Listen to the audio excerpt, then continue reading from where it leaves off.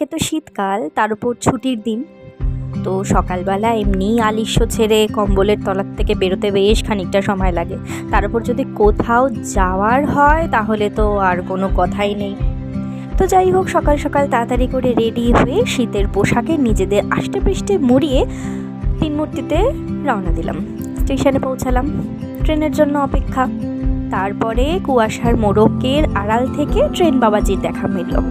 ট্রেনে উঠলাম, ট্রেনে বসলাম, আর ট্রেন প্ল্যাটফর্ম ছাড়লো। ট্রেন যখন হেলে দুলে নিজের ছন্দ মতো এগোচ্ছে, তখন আমি আমার ছোট্ট ছানাটাকে ঘুম পাড়াতে ব্যস্ত ছিলাম। অনেকটা সকালে উঠতে হয়েছে কি না, সে আর পারে কোথায়, তাই ট্রেনের মধ্যেই ঘুমিয়ে পড়লো। ঘুমোতে ঘুমোতেই পৌঁছালো স্ত্রীর মিঠির বাড়ি।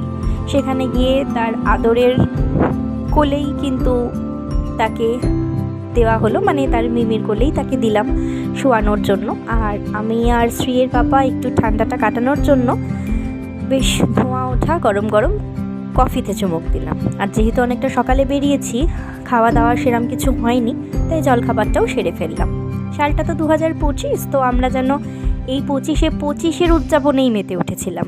যেমন কয়েকদিন আগে আপনারা দেখেইছেন, আমরা স্ত্রীর এক দাদু আর দিদানের 25 বছরের বিবাহবার্ষিকী পালনের জন্য জমায়েত হয়েছিলাম, তেমন আজকে ছিল স্ত্রীর খুব আদরের ভীষণ প্রিয় রুম মামার 25 বছরের জন্মদিন। তো সেখানে পৌঁছানোর পরে, ঘুম ভাঙার পরে শুরু হলো জন্মদিন পালনের প্রথম ধাপ, আশীর্বাদ পর্ব। তো আশীর্বাদের পুরো সময়টা কিন্তু স্ত্রী তার আদরের রুমমামার সঙ্গটা একটা সেকেন্ডের জন্য ছাড়েনি। যে বড়রা সবাই রুমমামাকে আশীর্বাদ করেছে, পালাপালা করে স্ত্রীকেও আশীর্বাদ করেছে।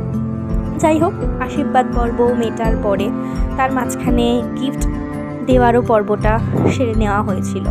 তো সেই সবের পরে শুরু হলো দুপুরের খাওয়া দাওয়ার পার্ট।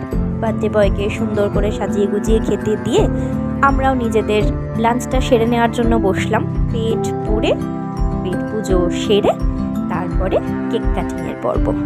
বেশ সুন্দর করে কেক কাটিং করে কেক খাওয়ানোর পরে তারপর আবার ছিল গেমের পার্ট।